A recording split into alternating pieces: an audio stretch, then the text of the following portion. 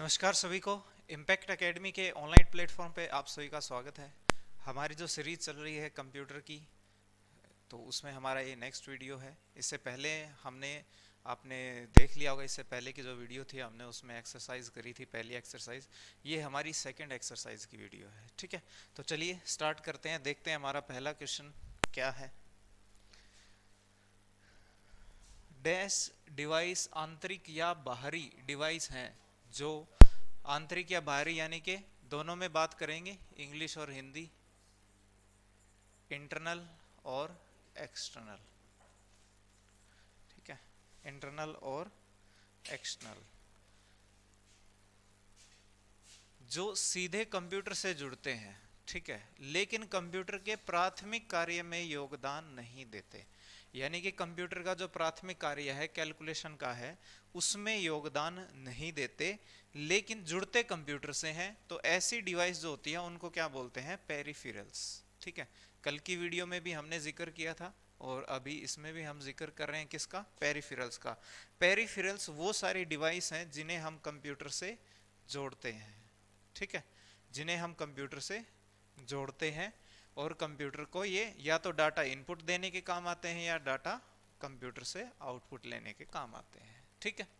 Next आगे बढ़ते हैं। दूसरा क्वेश्चन देखिए, मदरबोर्ड के कंपोनेंट के बीच में इंफॉर्मेशन डैश के माध्यम से ट्रेवल करता है। यानी यहाँ पे पूछ रहा है कि जो आपका मदरबोर्ड होता है, ये आपका मान लो एक बोर्ड है, फॉर एग्जांपल ले लेते हैं, इसे मुख्य पटल भी बोलते हैं। ये नाम जरूर ध्यान रखिएगा, मुख्य पटल,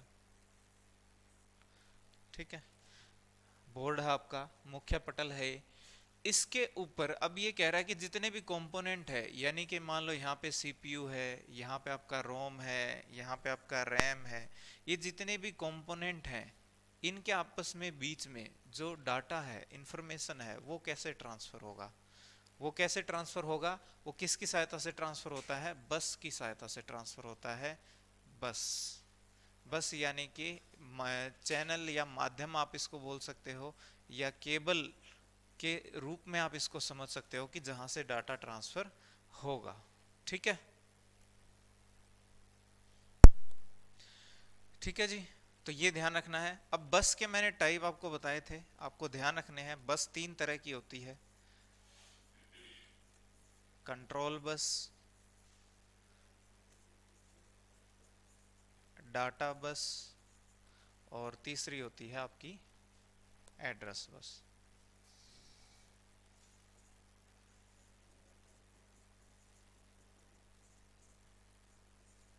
ठीक है। इनके बारे में आप जरूर ध्यान रखिएगा। अब अगर आप से इस क्वेश्चन को थोड़ा और डिटेल में जाके पूछे, जैसे कहें कि मदरबोर्ड के कंपोनेंट के बीच में सीपीयू को कंट्रोल सिग्नल भेजना है, यानी कि कंट्रोलिंग का काम करना है, तो वो कंट्रोल सिग्नल किसके माध्यम से ट्रेवल करेंगे? कंट्रोल बस से। बोल दे कि इंफॉर्मेशन कैसे ट्रांसफर होगी, डाटा किससे ट्रांसफर होगा? डाटा बस से। और पूछे कि लोकेशन, यानी क्या, कौन सा डाटा कहाँ पे रखा है या कौन सी डिवाइस कहाँ पे कनेक्ट है, उनकी जो लोकेशन है उसका सीपीयू को कैसे पता लगेगा? तो वो किस बस से पता लगेगा? एड्रेस बस से। यानी एड्रेस बस से उनकी लोकेशन इसको मिलेगी, ठीक है भाई। तो ये ध्यान रखना, बस कितना इंपॉर्टेंट है देख लो। और यहाँ पे अगर फुल फॉर्म की बात करें तो आपका एएलयू हो गया, अर्थमेटिक लॉजिक यूनिट, और ये होता है ड्यूल इनलाइन मॉड्यूल, ठीक है। ये होता है dual inline module, memory module, dual inline memory module. ये ध्यान रखिएगा। यहाँ पे ये स्लॉट का नाम है जहाँ पे ये आपका जो रैंडम एक्सेस मेमोरी होती है, रैम इंसर्ट करी जाती है, उस स्लॉट का नाम है ये, ठीक है, ध्यान रखिएगा। आगे नेक्स्ट, कंप्यूटर का मुख्य पटल क्या कहलाता है? ये अभी अभी हमने बात करी, मुख्य पटल क्या कहलाता है? मदरबोर्ड। और अभी एक छोटा सा हमने यहाँ पे देखो डायग्राम भी बनाया था ये मदरबोर्ड का।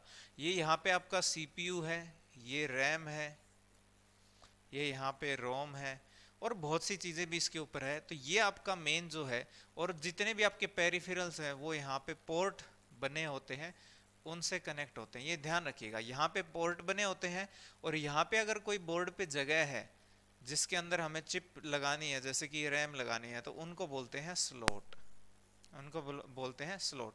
यानी कोई कंपोनेंट कनेक्ट करना है, ध्यान रखना, कनेक्ट करना है तो बोलेंगे पोर्ट, ठीक है।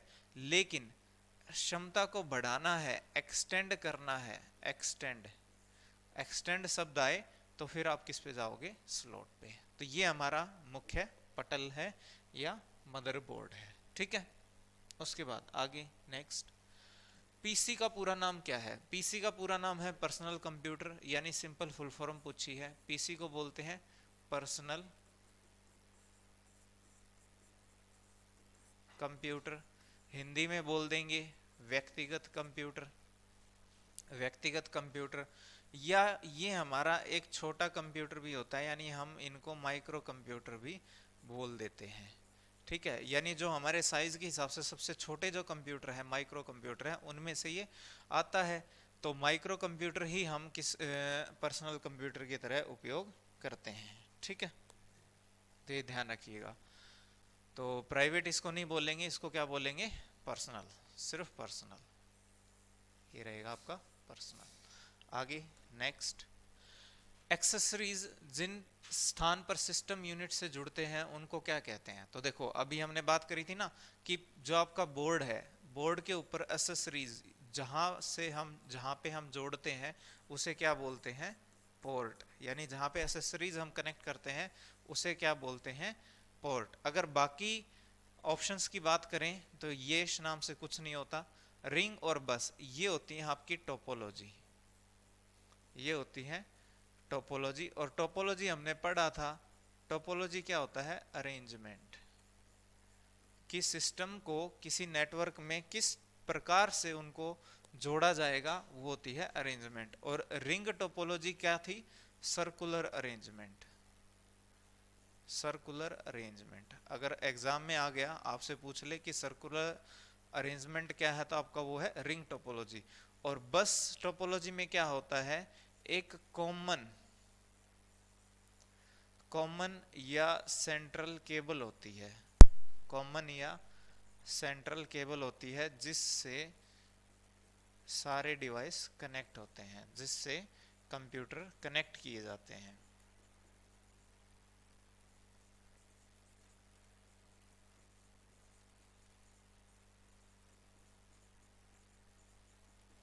ठीक है, ये ध्यान रखिएगा आप सारे ऑप्शंस। आगे नेक्स्ट, विशेष प्रकार के संगीत उपकरणों को साउंड कार्डों से जोड़ने का कौन सा पोर्ट होता है? देखो अब बोर्ड की ही बात करें, जो हमारा ये मदरबोर्ड है, इसके ऊपर यहाँ पे होता है हमारा एक कार्ड जिसे बोलते हैं हम साउंड कार्ड। अब इस साउंड कार्ड का काम जो है आवाज इनपुट कराना है, ठीक है। जैसे मैं अभी बोल रहा हूँ तो सिस्टम के अंदर हमारे आवाज कैसे जाएगी, इस साउंड कार्ड से, ठीक है, इस साउंड कार्ड से। लेकिन ये माइक जो है इसको हमने कहाँ पे कनेक्ट किया हुआ है, इस साउंड कार्ड से। लेकिन बाहर है होगा ना, वो तो पोर्ट तो यहाँ बाहर है जिससे हमने इसको कनेक्ट किया है। अब इस पोर्ट का नाम पूछ रहा है, कह रहा है कि भाई जो म्यूजिक रिलेटेड आपके जितने भी डिवाइस हैं, चाहे वो पियानो हो या माइक हो या कुछ भी हो, तो म्यूजिकल जो इंस्ट्रूमेंट है उनको कनेक्ट करने के लिए जो पोर्ट होता है उसको क्या बोलते हैं, MIDI पोर्ट बोलते हैं, ठीक है। उसे क्या बोलते हैं, MIDI पोर्ट बोलते हैं। और MIDI की बात करें तो ये अगर फुल फॉर्म आ जाए तो आप ध्यान रखना, इसे बोलते हैं म्यूजिकल इंस्ट्रूमेंट्स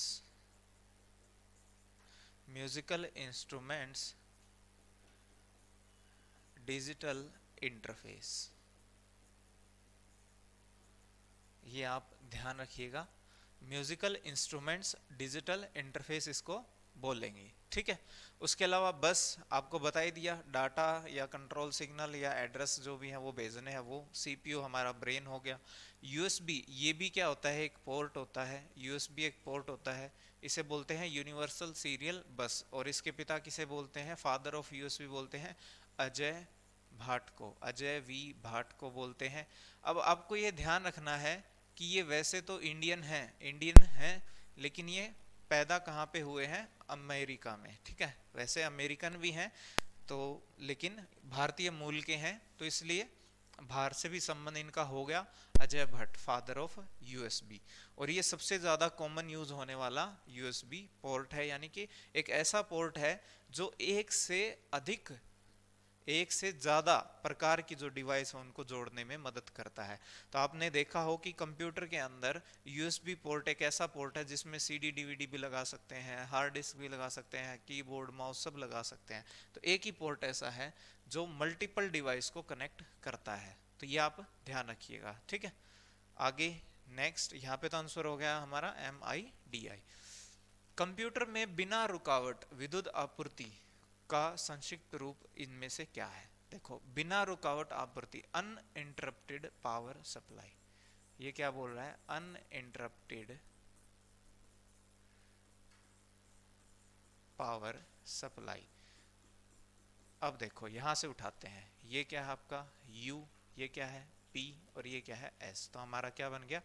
UPS। ये क्या बन गया? UPS। जनरेटर मत कर देना आप इसको, ठीक है, क्योंकि कंप्यूटर के लिए स्पेशल जनरेटर नहीं लगाते, कंप्यूटर के लिए हम यूपीएस का यूज करते हैं। और ये भी ज्यादातर हम किस में यूज करते हैं? हमारे जो डेस्कटॉप होते हैं उनमें, जब घर में इन्वर्टर ना हो, या अगर आप इन्वर्टर को भी यूज करना चाहो तो आप वो भी यूज कर सकते हो। लेकिन पहले हम क्या यूज करते थे? यूपीएस ही यूज करते थे। आजकल ज्यादा जो उपयोग होने लगा है वो लैपटॉप्स का होने लगा है, और लैपटॉप्स में जो है वो बैटरी इनबिल्ट होती है, तो हमें यूपीएस की जरूरत नहीं पड़ती, ठीक है। आगे नेक्स्ट, कंप्यूटर में सीडी को रन कराना है, यानी सीडी हमारी कॉम्पैक्ट डिस्क, इसको चलाना है तो हमें किसकी जरूरत पड़ेगी? सीडी को चलाना है तो किसकी जरूरत पड़ेगी? सीडी ड्राइव की। फ्लॉपी डिस्क को चलाना है तो किसकी जरूरत पड़ेगी? एफडी ड्राइव की। इस टाइप से पेन ड्राइव को चलाना है तो किसकी जरूरत पड़ेगी? पेन ड्राइव की। तो ये ध्यान रखिएगा। इसके अलावा आप एक चीज और ध्यान रखिएगा, अगर लिखा है सीडी मतलब है कॉम्पैक्ट डिस्क, कॉम्पैक्ट डिस्क। और कॉम्पैक्ट डिस्क की क्षमता कितनी होती है? लगभग 700 मेगाबाइट, लगभग 700 मेगाबाइट। और उसके बाद अगर लिखा हो CD R, इसका मतलब होता है रिकॉर्डेबल। R का मीनिंग होता है रिकॉर्डेबल। और अगर लिखा है DVD, तो DVD का मतलब होता है, यानी क्षमता में इससे थोड़ी बड़ी होती है, ये थोड़ी क्या बहुत ज़्यादा बड़ी होती है, डिजिटल वर्सेटाइल डिस्क, या इसको वीडियो डिस्क भी बोल देते हैं, ठीक है, या इसको वीडियो डिस्क भी दे देते हैं एग्जाम में। तो ध्यान रखना आप, ऑप्शनल है ये, कि वर्सेटाइल डिस्क भी इसकी फुल फॉर्म में आ सकता है, वीडियो डिस्क भी आ सकता है, पर अगर दोनों आ जाएं तो आप वर्सेटाइल को ठीक करना, ठीक है। ये वैसे तो पॉसिबिलिटी बहुत कम है कि दोनों एक साथ पूछे, फिर भी अगर एक साथ आ भी गया, ठीक है, तो आप वर्सेटाइल को ठीक करिएगा। उसके बाद अगर लिखा हो DVD R, तो R का मीनिंग वही सेम क्या है? रिकॉर्डेबल। लेकिन अगर लिखा है CD या DVD RW, इसका मीनिंग होता है रीराइटेबल। रीराइटेबल यानी ऐसी CD और DVD जिसमें डाटा को रीराइट किया जा सकता है, दोबारा उसमें डाटा लिखा जा सकता है। अगर लिखा हो CD या DVD आगे लिखा हो रोम, तो इसका मतलब होता है ये एक डिवाइस है जो कैसी है? Read only memory. इसको बोलते हैं DVD रोम या CD रोम को बोलेंगे, रोम यहाँ पे रहेगा रीड ओनली मेमोरी। और ये क्या है? एक डिवाइस है जिसके अंदर CD या DVD इंसर्ट किए जाते हैं, ठीक है। एक एग्जाम में ये भी पूछा हुआ था कि CD या DVD को के अंदर डाटा राइट करने की प्रक्रिया को क्या कहते हैं?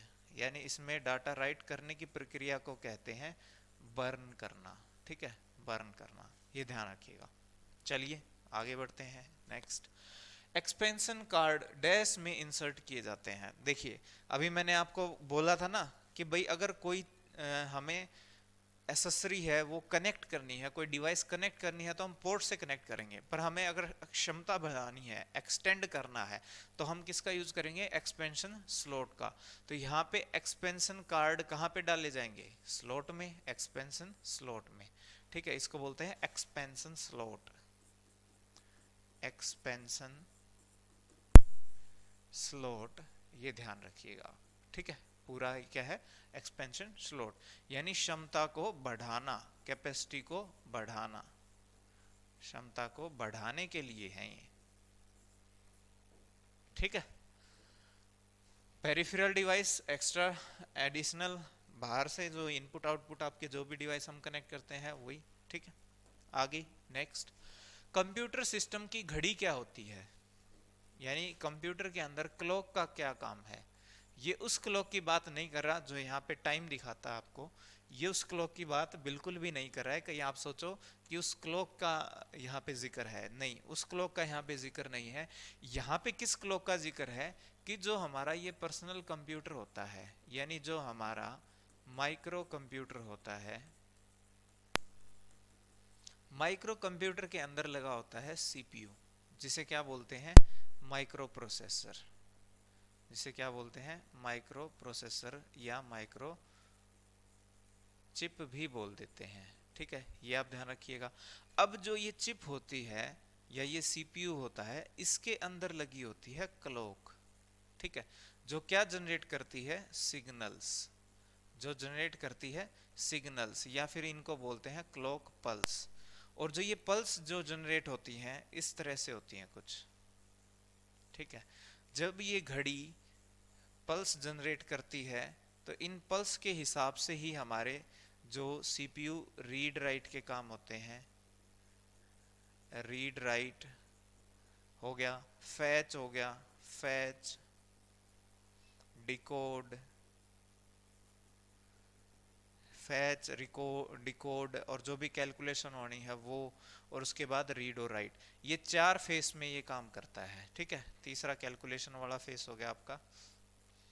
अब इन 4 फेस में ये आपका काम करता है, और ये जो फेस होते हैं ये किसके द्वारा कंट्रोल किए जाते हैं, इन क्लॉक सिग्नल्स के द्वारा कंट्रोल किए जाते हैं। या इन ऑप्शंस में अगर आप जाओगे, देखो ये तो मैंने आपको टेक्निकली बताया डिटेल में, पर यहाँ पे अगर ऑप्शन में जाओगे तो सीधी सी बात है, एक टाइमिंग डिवाइस है जो कंप्यूटर के ऑपरेशनों को सिंक्रोनाइज करने के लिए इलेक्ट्रिक पल्स पैदा करती है। तो ये तो होगी आपकी इलेक्ट्रिक पल्स, ठीक है, तो ऑप्शन रहेगा आपका यहाँ पे ये। दूसरा आप यहाँ पे एक चीज और देखिएगा कि सिंक्रोनाइज करने की बात कर रहा है। सिंक्रोनाइज का मतलब होता है एक प्रॉपर तालमेल, सिंक्रोनाइज, सिंक्रोनाइज यानी प्रॉपर, एक प्रॉपर मैनर में, यानी प्रॉपर या पीरियोडिकली या एक सीक्वेंस में, ठीक है, तालमेल के साथ आप इसको बोल सकते हो, यानी तालमेल के साथ।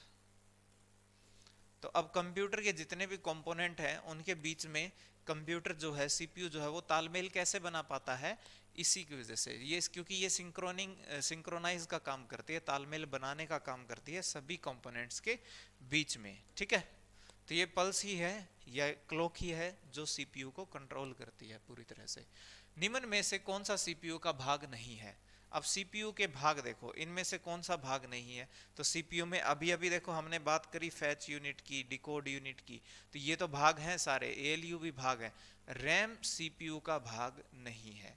ये किसका भाग है, ये तो एक मेमोरी है जो अलग से है, ठीक है, ये सीपीयू के अंदर नहीं होती, बाकी सारे ये सीपीयू के भाग हैं। इसके अलावा सीपीयू का भाग सीयू भी है, सीपीयू का भाग रजिस्टर भी है अगर आपसे पूछे जाए, सीपीयू का भाग कैशे मेमोरी भी होता है, ठीक है, तो ये भी है, एएलयू, ये सारे सीपीयू के भाग हैं, ठीक है। और ये प्रीफैच यूनिट, डिकोड यूनिट, ये भी किसके भाग होते हैं, सीपीयू के ही भाग होते हैं, ठीक है।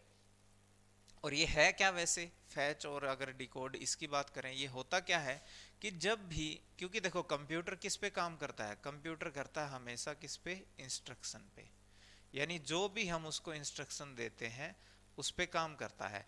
अब सबसे पहले क्या करेगा सीपीयू, सबसे पहले सीपीयू क्या करेगा, इस इंस्ट्रक्शन को फैच करेगा, यानी प्राप्त करेगा, गेट करेगा कि भाई ये वाली इंस्ट्रक्शन है जिस पे काम करना है। अब ये इंस्ट्रक्शन है क्या, फिर इसको क्या करेगा, डिकोड, इसको क्या करेगा, डिकोड, यानी इसको समझेगा कि भाई इस इंस्ट्रक्शन में होना क्या है, जोड़ होना है, घटा होना है, गुणा होना है, भाग होना है, होना क्या है वो होगा। फिर उसके बाद होता है एग्जीक्यूट, उसके बाद होता है एग्जीक्यूट, और फिर होता है रीड और राइट, क्योंकि जो रिजल्ट आ गया वो मेमोरी के अंदर स्टोर करने हैं। तो ये आपके फेस सारे के सारे किस में आते हैं, सीपीयू के अंदर ही आते हैं, ठीक है, तो इनका ध्यान रखिएगा। आगे नेक्स्ट, कंप्यूटर की घड़ी की स्पीड जो है वो किस में मापी जाती है? तो देखो कंप्यूटर की जो घड़ी की स्पीड है वो किस में होती है, मैं आपको बता देता हूँ। ये क्लॉक पल्स था, यानी सीपीयू के अंदर क्या है, क्लॉक है, और क्लॉक क्या जनरेट करती है, पल्स। और पल्स कैसे जनरेट करती है, ये पर सेकंड, यानी कि क्लॉक सिग्नल्स, क्लॉक हम इनको बोल सकते हैं क्लॉक सिग्नल्स पर सेकंड। अब कोई चीज पर सेकंड हो उसे हम किस में मापते हैं, हर्ट्ज में। कोई चीज पर सेकंड हो उसे हम किस में मापते हैं, हर्ट्ज में। और अभी की बात करें, जो वर्तमान कंप्यूटर की बात करें, तो उसकी जो स्पीड है वो किस में है, गीगा हर्ट्ज में है। गीगा हर्ट्ज में है, यानी कि 2 की पावर 30, जी का मतलब होता है 2 की पावर 30 साइकिल्स पर सेकंड। इतनी चीजें पर सेकंड हो आपकी, वो है स्पीड सीपीयू की। ठीक है, तो गीगाहर्ट्ज आप ध्यान रखिएगा, बहुत इंपॉर्टेंट है, ये एग्जाम्स में बहुत बार पूछा गया है। आगे नेक्स्ट, कंप्यूटर शब्दावली में यूएसबी का असंक्षिप्त रूप क्या है, यानी कि फुल फॉर्म पूछी है यूएसबी की, तो ये होती है यूनिवर्सल सीरियल बस। यूनिवर्सल सीरियल बस एकमात्र ऐसा पोर्ट है जिससे मल्टीपल डिवाइस कनेक्ट किए जा सकते हैं। और फादर ऑफ यूएसबी कौन है, ये अभी हमने पढ़ा था, फादर ऑफ यूएसबी कौन है, अजय भाट, अजय वी भाट। ठीक है, ये ध्यान रखिएगा, ये है फादर ऑफ यूएसबी। आगे नेक्स्ट, कंप्यूटर में डीएमए का अर्थ क्या होता है? ठीक है, तो कंप्यूटर में डीएमए का अर्थ होता है direct memory access. Direct memory access, देखो ये होता क्या है direct memory access. Direct memory access का मतलब ये होता है कि अब मान लो कि ये हमारी मेमोरी है, और इस मेमोरी में जो भी डाटा आना जाना है, उसका लेन देन जो भी होना है, वो किसके कंट्रोल से हो रहा है, सीपीयू के कंट्रोल से हो रहा है। यानी इसमें जो भी आप डाटा मेमोरी के अंदर, एक मेमोरी से दूसरी मेमोरी में जब, क्योंकि बहुत सारी मेमोरी है, तो एक मेमोरी से जब दूसरी मेमोरी में डाटा जा रहा है तो कंट्रोल कौन कर रहा है, उसको भी सीपीयू ही कंट्रोल कर रहा है। कई बार क्या होता है कि कुछ डाटा ट्रांसफर ऐसा होता है जिसमें हमें सीपीयू की जरूरत नहीं होती। यानी कई बार क्या होता है कि जैसे मान लो आपने एक पेन ड्राइव में आपकी कोई मूवी रखी है, कोई मूवी रखी है, आपने वो कॉपी लगा दी दूसरी पेन ड्राइव में, या उसने अपने सिस्टम के अंदर कॉपी लगा दिया। अब उसमें कोई कैलकुलेशन का काम नहीं है, सीपीयू का काम क्या है, कैलकुलेशन करना, गणना करना। अब वो कॉपी पेस्ट जो आप कर रहे हो उसमें भी आपने सीपीयू को ही लगा दिया, तो इससे क्या होगा, इसकी जो क्षमता है उसकी होगी वेस्टेज। उसको बचाने के लिए हम क्या करते हैं, एक और डीएमए कंट्रोलर यहाँ पे लगा देते हैं। यानी ये भी एक चिप ही होती है, डीएमए कंट्रोलर। ठीक है, ये दोनों से कनेक्ट होगी, ये मेमोरी से भी कनेक्ट होगी और सीपीयू से भी। अब सीपीयू क्या बोलेगा, सीपीयू ये बोलेगा भाई कोई कैलकुलेशन का काम है तो मेरे को दे दो। ठीक है, और डायरेक्ट कॉपी पेस्ट का काम है तो डीएमए भाई आप संभाल लो इस काम को। ठीक है, तो डायरेक्ट कॉपी पेस्ट के काम डीएमए संभालता रहेगा, और मेन जो कैलकुलेशन के काम है वो सीपीयू संभालता रहेगा। इससे क्या होगा, हमारे जो परफॉर्मेंस अगर हम बात करें सिस्टम की, तो वो बढ़ जाती है, इंप्रूव हो जाएगी, क्योंकि अलग अलग बांट दिए ना काम, तो अब उसका टाइम वेस्ट नहीं हो रहा सीपीयू का। ठीक है, तो ये होता है डायरेक्ट मेमोरी एक्सेस। आगे देखो, ये बोल रहा है कि बड़ी संख्या में निर्देशों वाला कंप्यूटर इनमें से डैश क्या होता है। ये गवर्नमेंट एग्जाम्स में ही पूछा गया क्वेश्चन है। बड़ी संख्या में निर्देश यानी कि बहुत सारी इंस्ट्रक्शंस जिसमें होती हैं, वो होता है कॉम्प्लेक्स इंस्ट्रक्शन सेट कंप्यूटर। ठीक है, ये होता है आपका कॉम्प्लेक्स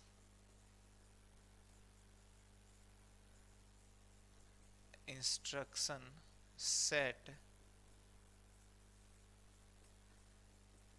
कंप्यूटर, या कई बार फुल फॉर्म में कंप्यूटिंग भी लिखा होता है, तो आपको ये ध्यान देना है, जो भी होगा वो ठीक होगा। ठीक है, यानी बड़ी संख्या अगर लिखा है तो हमारा हो जाएगा CISC। अगर लिखा होता छोटी संख्या तो फिर हो जाता हमारा RISC। ये होता है रिड्यूस्ड, क्योंकि देखो हमें पता है इसके बारे में भी होना चाहिए, अब आगे के एग्जाम में हो सकता है इसके बारे में पूछ ले। रिड्यूस्ड,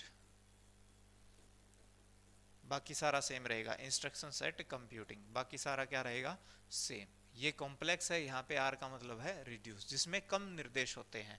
अब जिसमें कम निर्देश होते हैं वो फास्ट भी होता है, ये ध्यान रखिएगा। ठीक है, आगे नेक्स्ट, वर्तमान में कंप्यूटर की स्पीड डैश से अधिक क्लॉक गति के आते हैं। यानी अभी हम जो सीपीयू यूज कर रहे हैं, कंप्यूटर यूज कर रहे हैं, उनकी जो स्पीड है वो 1 गीगाहर्ट्ज से ऊपर है। 2 गीगाहर्ट्ज के आ रहे हैं, 2.4, 2.8, 3.4, इस तरह के इतनी गीगाहर्ट्ज के जो है प्रोसेसर वो आ रहे हैं। यानी हम बोल सकते हैं कि 1 गीगाहर्ट्ज से ऊपर के हम प्रोसेसर यूज कर रहे हैं। ठीक है, कंप्यूटर के अंदर सीमोस का मतलब क्या होता है? तो ये होता है complementary metal oxide semiconductor. Complementary metal oxide semiconductor, CMOS की फुल फॉर्म पूछा है। वैसे देखो सीमोस होता क्या है, सीपीयू जो होता है हमारा वो किससे कनेक्ट होता है? रोम से। और रोम की जो कॉन्फ़िगरेशन होती है, कॉन्फ़िगरेशन या हम बोल सकते हैं सेटिंग्स, वो किस में स्टोर होती है? सीमोस बैटरी में।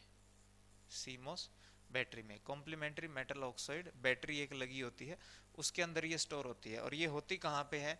जैसे ये आपका मान लो मदरबोर्ड है, ये आपका सीपीयू है, यहाँ पे आपका रैम है, यहाँ पे आपका रोम है, तो यहीं पे आपकी एक सीमोस बैटरी भी होती है, यहीं पे इस बोर्ड पे ही होती है। ठीक है, क्योंकि रोम की सारी डिटेल उसी के पास होती है। उसके बाद नेक्स्ट, इनपुट आउटपुट मॉड्यूल क्या होता है? तो इनपुट आउटपुट मॉड्यूल क्या होते हैं? ये बेसिक जो प्रोग्राम होते हैं, ये किसके बीच में होते हैं? प्रोसेसर और इनपुट आउटपुट डिवाइस के बीच में। ठीक है, तो ये कहाँ पे होते हैं? प्रोसेसर और इनपुट आउटपुट डिवाइस के बीच में। यानी जैसे ये आपका सीपीयू है, प्रोसेसर है, और ये मान लो आपके इनपुट आउटपुट डिवाइस हैं, तो इनके बीच में क्या रहेगा? एक ऐसा सॉफ्टवेयर, एक पैकेज रहेगा, उसे बोलेंगे इनपुट आउटपुट मॉड्यूल, जिससे ये सीपीयू इनपुट आउटपुट डिवाइसों से है काम जो है वो ले पाएगा। ठीक है, आगे नेक्स्ट, पैरेलल इंटरफेस में एक साथ कितने बिट भेजे जा सकते हैं? ठीक है, तो पैरेलल बिट में कितने भेजे जा सकते हैं? 8 बिट एक साथ भेजे जा सकते हैं।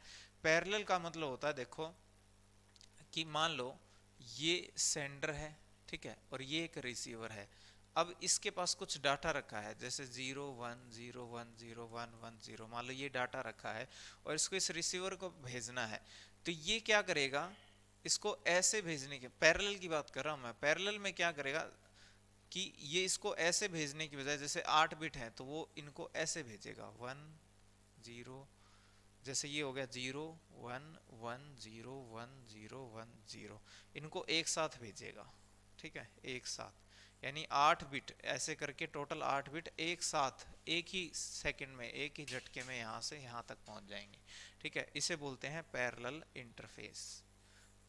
ठीक है, और अगर ये एक एक करके जाते तो उसे बोलते हैं सीरियल इंटरफेस। और अगर स्पीड की बात करेंगे तो पैरेलल इंटरफेस ज़्यादा फास्ट होगी, क्योंकि इसमें एक साथ 8 बिट जा रहे हैं, और ये आपकी इंडिविजुअल डिजिट्स को क्या बोलते हैं? बिट। इनको क्या बोलते हैं? बिट। तो एक एक बिट जा रही है और एक साथ 8 बिट जा रही हैं, तो कौन सा फास्ट होगा? Parallel interface. ठीक है, आगे देखो नेक्स्ट, सीरियल इंटरफेस में एक साथ कितने बिट जाते हैं? तो सिर्फ एक ही बिट जाता है। ये आपके गवर्नमेंट एग्जाम का आया हुआ क्वेश्चन है। ठीक है, तो पूछ सकता है सीरियल जो इंटरफेस होती है उसमें कितने बिट एक साथ जाते हैं? तो एक एक करके ही बिट जाते हैं। ठीक है, आगे नेक्स्ट, आमतौर पर डाटा को स्टोर करने के लिए हम किस बिट एनकोडिंग फॉर्मेट का उपयोग करते हैं? ठीक है, तो हम यूज करते हैं बीसीडी का। हम यूज करते हैं बीसीडी का, इसे बोलते हैं binary coded decimal. Binary coded decimal BCD, यानी कि डेसिमल को बाइनरी में बदला गया है, लेकिन एक स्पेशल फॉर्मेट के तहत बदला गया है, ये नहीं कि डायरेक्ट बदल दिया गया है। ठीक है, यानी जो हमारा एक ट्रेडिशनल मेथड होता है डेसिमल से बाइनरी में चेंज करने का, वैसे इसमें चेंज नहीं किया है। जैसे कि मान लो कोई एक नंबर है, जैसे 12 है, इसको हमें बाइनरी में चेंज करना, तो हमने क्या किया? इसको 2 से भाग किया। ठीक है, यहाँ पे 0 आया, फिर हमने इसको 3 से भाग किया, 2 से फिर से भाग किया, फिर यहाँ 0 आया, फिर हमने 1 पे गया ये, तो यहाँ पे ये आया, तो हमने लिख दिया 1 1 0 0। हमने बोला कि भाई ये हमारा एक 12 जो है ना, वो एक डेसिमल था, हमारा एक डेसिमल था, और उसे हमने किस में बदल दिया? एक बाइनरी में बदल दिया। तो ये तो हमारा हो गया बाइनरी, लेकिन ये प्रोसेस थोड़ा लेंथी पड़ता है। इसका समाधान क्या निकाल लिया? बीसीडी। बीसीडी में क्या किया कि हमने 1 और 2 को डायरेक्ट बाइनरी में लिख दिया, यानी 2 का बाइनरी क्या होगा? 0 0 1 0, और 1 का बाइनरी क्या होगा? 0 0 0 1। चार चार बिट के उसमें हमने इसको लिख दिया, यानी इसका साइज क्या होता है 4 बिट। 4 बिट के ग्रुप में हम इसको लिखते हैं। तो देखो एक तो हमने ये कन्वर्ट किया और एक हम ऐसे कन्वर्ट करें, तो कौन सा फास्ट है, ये वाला फास्ट है, ठीक है, ये क्या है फास्ट है, इसलिए हम BCD एनकोडिंग यूज करते हैं। क्योंकि ये तो छोटा नंबर था 1/12, इसको कन्वर्ट करने में हमें दोनों ही तरीके से इतना समय नहीं लगेगा, लेकिन अगर कोई बड़ा नंबर होता तो उसको कन्वर्ट करने में हमें BCD जो है वो फास्ट है, ठीक है। आगे नेक्स्ट, कंप्यूटर में डाटा स्टोर करने के लिए कितने बिट एनकोडिंग फॉर्मेट यूज करते हैं? तो 2 बिट होती हैं, सिर्फ 2 बिट होती हैं, 0 या 1, ठीक है, 2 ही बिट होती हैं, 0 या 1। जो मेमोरी डिवाइस अर्धचालक से बनता है, अर्धचालक यानी कि सेमीकंडक्टर, यहां पे कहा है सेमीकंडक्टर, तो इनमें से ऐसी कौन सी मेमोरी है जो सेमीकंडक्टर मेमोरी है, बस ये पूछ रहा है। तो हार्ड डिस्क और फ्लॉपी डिस्क जो होती है वो आपकी होती है मैग्नेटिक, वो होती है आपकी मैग्नेटिक। और CD जो होती है वो होती है आपकी ऑप्टिकल। ऑप्टिकल ऑप्टिकल यानी जिसमें लेजर की सहायता से या लाइट बीम की सहायता से जो है, लेजर बीम या लाइट बीम की सहायता से डाटा रीड राइट होता हो। और यहाँ पे SSD यानी कि सॉलिड स्टेट ड्राइव, ये आपका आंसर रहेगा सॉलिड स्टेट ड्राइव, ठीक है। ये आपकी एक चिप है, सेमीकंडक्टर चिप है, ठीक है। और इन सब में फास्ट मेमोरी भी यही है और महंगी भी है, ठीक है, ध्यान रखिएगा।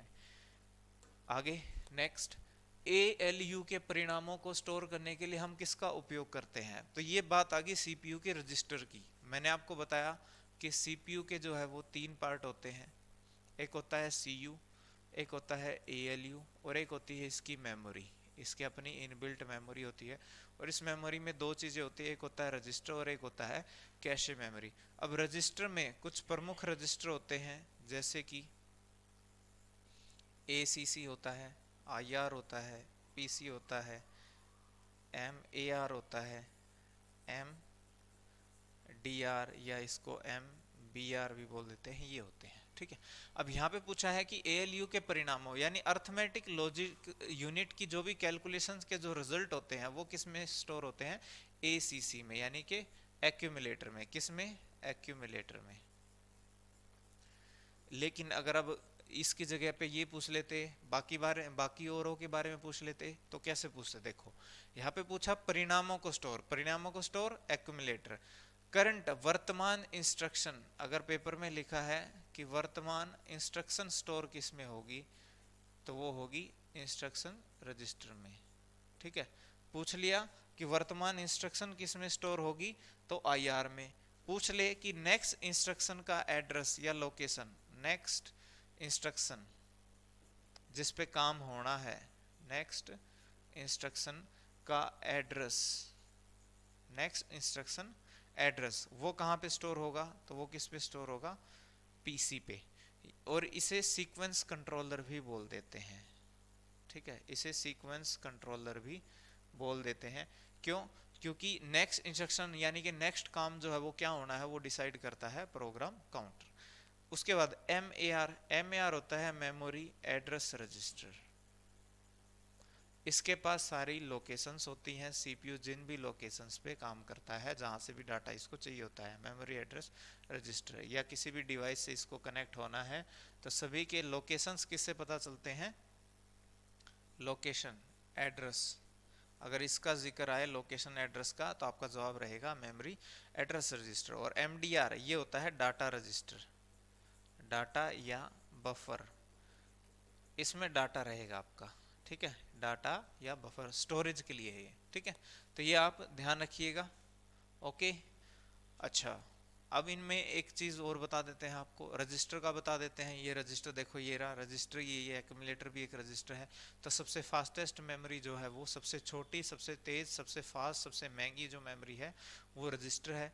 इसके बाद जो दूसरा नंबर आता है वो कैशे मेमोरी का आता है, ठीक है। यहाँ पे जो हीप है और स्टैक है ये भी मेमोरी के स्ट्रक्चर हैं, यानी कि जो डाटा स्टोर होता है उसको स्टोर करने के स्ट्रक्चर है। डाटा कैसे स्टोर होगा अपनी मेमोरी के अंदर, तो हीप और स्टैक दोनों ही यूज करते हैं। दोनों ही यूज करते हैं। स्टैक का जो यूज होता है वो लोकल वेरिएबल्स के लिए होता है ज्यादातर, ठीक है। लोकल वेरिएबल जो दो चीजें होती है, एक होता है कांस्टेंट, एक होता है वेरिएबल। कांस्टेंट ऐसी चीजें जिनकी वैल्यू हमेशा फिक्स रहे, बदलाव जिनमें ना हो पूरे प्रोग्राम में, तो वो। और एक होते हैं लोकल वेरिएबल, एक होता है वेरिएबल जिसकी वैल्यू चेंज हो। अब वेरिएबल में भी दो टाइप हो जाते हैं, एक होता है लोकल वेरिएबल, एक होता है ग्लोबल वेरिएबल। लोकल वेरिएबल होता है कि कोई प्रोग्राम है उसके कुछ हिस्से में ही उसका जीवन काल होता है, वो होता है लोकल वेरिएबल। और ग्लोबल वेरिएबल का मतलब होता है पूरे प्रोग्राम में ही उसका जीवन काल होता है, ठीक है। जैसे आपने अपनी कोई आईडी लॉगिन करी हुई है, अब आपका एक जीवन काल बन गया, यानी आपका एक सेशन बन गया वहां पे। अब पूरे प्रोग्राम में जब तक आप वो प्रोग्राम चला रहे हो, आप वहां पे हो, तो यानी कि वो आप क्या रहोगे, वहां पे आप ग्लोबल हो। लेकिन आप कुछ हिस्से तक ही सीमित है तो आप वहां पे क्या हो, लोकल हो। और लोकल में किसका यूज करते हैं, स्टैक का। पर यहाँ पे हमारा आंसर क्या है, एक्यूमुलेटर। तो मैंने आपको बहुत सारी बातें देखो बताई हैं और सारी ही इंपॉर्टेंट हैं। अगर नहीं भी समझ आई तो एक बार दोबारा इसको रिपीट करके देख लीजिएगा, समझ आ जाएंगी, ठीक है। बहुत इंपॉर्टेंट बातें हैं जो मैंने आपको बताई है। मेमोरी एक्सेस को कम करने के लिए हम सामान्यतः किस चीज का उपयोग करते हैं, तो हम किसका उपयोग करते हैं, कैशे मेमोरी का हम उपयोग करते हैं। किसका उपयोग करते हैं, कैशे मेमोरी का, ठीक है। कैशे मेमोरी, और ये कहाँ पे होती है, जो हमारा सीपीयू है, सीपीयू के अंदर क्या है, रजिस्टर। रजिस्टर के बाद हमारा आता है कैशे, ठीक है।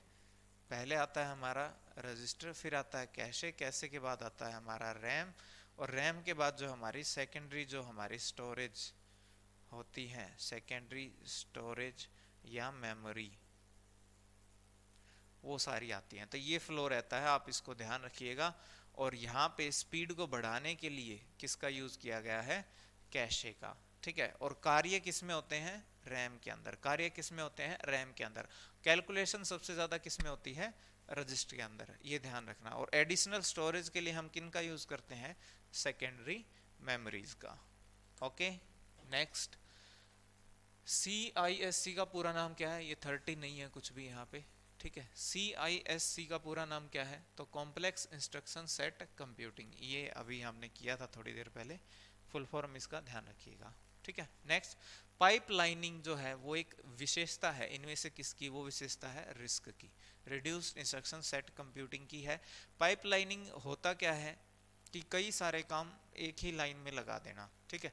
पाइपलाइन का आप कुछ एग्जांपल मैं आपको समझाता हूँ। देखो, पाइपलाइन का मतलब ये है कि जैसे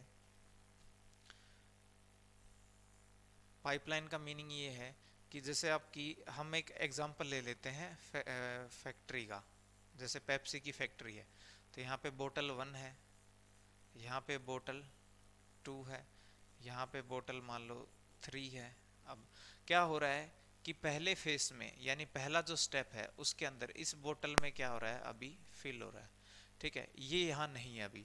अब नेक्स्ट जो स्टेप होगा, नेक्स्ट स्टेप में क्या हो रहा है, इसकी ये फिल हो चुकी है, अब इसकी क्वांटिटी चेकिंग हो रही है, या मान लो हम बोल देते हैं अभी पैकिंग हो रही है, ठीक है। हम बोल देते हैं ये क्या हो रही है, पैकिंग हो रही है इसकी। अब जब इसकी पैकिंग हो रही है तो इसकी क्या हो रही है, फिलिंग हो रही है। अब ये क्या हो रही है, फिल हो रही है इस टाइप से, ठीक है।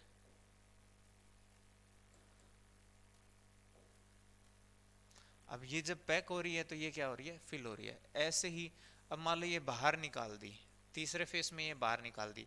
अब ये जो दूसरे नंबर वाली, अब ये क्या हो रही है, पैक हो रही है। देखो, अब ये तो बाहर जा चुकी है, ये पैक हो रही है। अब तीसरी मान लो यहाँ पे क्या हो रही है, फिल हो रही है। तो यहाँ पे एक फ्लो बन गया, देखो ध्यान से देखो, यानी इसे बोलते हैं पाइपलाइन। पाइपलाइन का मतलब ये देखो, तीन एक ही साथ चल रही हैं, जिसमें से कुछ टास्क जो हैं, अब जो स्टेप्स हैं उन स्टेप में एक साथ काम हो रहे हैं। देखो अब थर्ड स्टेप में देखो, पहली बोतल बाहर निकल रही है, दूसरी पैक हो रही है, तीसरी फिल हो रही है। अब नेक्स्ट स्टेप ऐसे ही अगर फोर्थ पे जाएंगे, अब ये बाहर जा चुकी है, अब अगली बोतल आ जाएगी, इस तरह से। तो यानी कि एक समय पर कई सारी बोतलों की जो है प्रोसेसिंग एक साथ हो। या तो हम क्या करते, अगर पाइपलाइन ना होता तो क्या होता, पहले एक ही बोतल को फिल करते, पैक करते, फिर उसको बाहर निकालते, फिर दूसरी बोतल को फिल करते, पैक करते, बाहर निकालते, इस तरह से। लेकिन अब हमने क्या कर लिया, पैरेलल में उनको कर लिया। तो इससे क्या हुआ, फायदा क्या हुआ, हमारी स्पीड बढ़ेगी, हमारी क्या बढ़ेगी, स्पीड इंक्रीज होगी, स्पीड बढ़ेगी कैलकुलेशन की। तो ये होता है पाइपलाइनिंग। ठीक है, आगे नेक्स्ट, कंपाइलर का पहला लक्ष्य क्या होता है, करेक्टनेस। ठीक है, करेक्टनेस, सही चीजें हो। वैसे कंपाइलर का क्या काम होता है, ये एक ट्रांसलेटर होता है, लैंग्वेज ट्रांसलेटर। आपसे अगर बात करें, पूछ लिया जाए लैंग्वेज ट्रांसलेटर के बारे में कंप्यूटर के अंदर, तो लैंग्वेज ट्रांसलेटर तीन प्रकार के हैं आपके। एक होता है असेंबलर, ठीक है, एक होता है इंटरप्रेटर, और एक होता है कंपाइलर। इंटरप्रेटर और कंपाइलर। असेंबलर का काम होता है असेंबली भाषा से, असेंबली लैंग्वेज से, असेंबली भाषा से मशीन भाषा में बदलना। ठीक है, असेंबली भाषा से मशीन भाषा में चेंज करना। अब ये काम हो गया किसका, असेंबलर का। अब असेंबली भाषा को हम कौन सी भाषा कहते हैं, सांकेतिक भाषा भी कहते हैं, इसे हम क्या कहते हैं, सिंबॉलिक लैंग्वेज भी कहते हैं। अब ये भी आपकी लो लेवल लैंग्वेज है, और ये भी कैसी है आपकी, लो लेवल है, यानी लो लेवल से लो लेवल में चेंज करा है असेंबलर। इंटरप्रेटर और कंपाइलर क्या होते हैं, हाई लेवल से लो लेवल में, यानी डायरेक्ट आपका हाई लेवल से सीधा मशीन में बदल देते हैं। लेकिन दोनों में फर्क ये रहता है कि इंटरप्रेटर जो करता है वो लाइन बाय लाइन करता है, यानी बीच में कहीं गड़बड़ आ गई तो वहां रुक जाएगा ये। ठीक है, लेकिन कंपाइलर क्या करता है, पूरे प्रोग्राम को एक बार में ही चेक करता है, complete program at once, complete program at once, पूरे प्रोग्राम को एक बार में ही चेक कर लेता है। ठीक है, तो ये ध्यान रखना कि भाई वो उसमें सब कुछ ओके है कि नहीं है, क्योंकि सब कुछ ओके होगा तब ये उसको ट्रांसलेट करेगा। तो करेक्टनेस जो है कंपाइलर की विशेषता है। आगे नेक्स्ट, लोकल वेरिएबल को एलोकेट करने के लिए हम किसका उपयोग करते हैं, इसका हम जिक्र कर चुके हैं। हम किसका यूज करते हैं, स्टैक का, लोकल वेरिएबल के लिए स्टैक मेमोरी का। काउंटर जो अगले फैच होने वाले इंस्ट्रक्शन का एड्रेस रखता है, इसकी हम बात कर चुके हैं, कौन सा, प्रोग्राम काउंटर, जिसे सीक्वेंस कंट्रोलर भी कहते हैं। वे अगला जो इंस्ट्रक्शन है वो फैच होना है, ठीक है, अगला इंस्ट्रक्शन है वो फैच होना है, उसको कौन रखेगा, प्रोग्राम काउंटर। ठीक है, आगे नेक्स्ट, MIMD की फुल फॉर्म पूछी हुई है, जैसे वहाँ पे DIMM की थी, ड्यूल इनलाइन मेमोरी मॉड्यूल, यहाँ पे इसकी फुल फॉर्म पूछी है। तो MIMD, तो ये होता है multiple data, multiple instruction, multiple data, multiple instruction, multiple data. अब ध्यान रखिएगा यहाँ पे क्या क्या हो सकता है, ये हो सकता है SISD, ठीक है, SISD, single instruction single data. ये हो सकता है SIMD, single instruction multiple data. एक होता है MISD, multiple instruction single data, और एक होता है MIMD, जो ये दिया हुआ है मल्टीपल इंस्ट्रक्शन मल्टीपल डाटा। यानी कि देखो, सिंगल इंस्ट्रक्शन सिंगल डाटा का मतलब ये है कि एक इंस्ट्रक्शन होगी जो एक ही डाटा पे काम करेगी। ठीक है, यहाँ पे एक इंस्ट्रक्शन होगी लेकिन वो किस पे काम करेगी, मल्टीपल डाटा पे काम करेगी, एक साथ कई सारे डाटा पे अप्लाई होगी। यहाँ पे मल्टीपल होंगी इंस्ट्रक्शन पर डाटा एक होगा, यानी सिंगल डाटा के ऊपर बहुत सारी जो है इंस्ट्रक्शन लगेंगी, और यहाँ पे इंस्ट्रक्शन भी कई सारी हैं और डाटा भी कई सारा है जिसपे एक साथ काम होगा। ठीक है, तो ये ध्यान रखिएगा। तो ये थी हमारी आज की एक्सरसाइज, जिसमें हमने बहुत इंपॉर्टेंट क्वेश्चंस पढ़े, जो कंप्यूटर आर्किटेक्चर इसको हम बोल देते हैं वैसे। ठीक है, इसको हम आर्किटेक्चर टॉपिक बोल देते हैं। तो इसके तहत ये चीज़ें आती हैं जिसमें CPU के बारे में हम अध्ययन करते हैं, उसके बारे में हम चीज़ें पढ़ते हैं, उसके अंदर क्या क्या होता है, क्या पोर्ट है, क्या एसेसरीज है, और क्या क्या उसमें जो CPU के पार्ट्स हैं उनके बारे में हम पढ़ते हैं। तो ये एक्सरसाइज उसके बारे में थी। इससे पहले की एक्सरसाइज में हमने पढ़ा था बेसिक के बारे में थोड़ा, इसमें हमने पढ़ा आर्किटेक्चर के बारे में। नेक्स्ट एक्सरसाइज में लेके आएंगे हम आगे के क्वेश्चंस, तो इन क्वेश्चंस को पढ़ते रहिएगा, इससे पहले के क्वेश्चंस भी आप पढ़ते रहिएगा, इनको प्रैक्टिस करते रहेगा। ठीक है, बहुत इंपॉर्टेंट और बहुत ही सेलेक्टेड क्वेश्चंस हम आपके लिए लेकर आए हैं, जो आपके एग्जाम में बहुत हेल्पफुल रहने वाले हैं, और इनमें से काफ़ी कुछ जो क्वेश्चंस हैं वो ऐसे भी हैं जो गवर्नमेंट एग्जाम्स में ऑलरेडी आ चुके हैं। ठीक है, तो ये थी आज की क्लास, मिलते हैं नेक्स्ट क्लास में, तब तक के लिए bye bye, take care, okay, जय।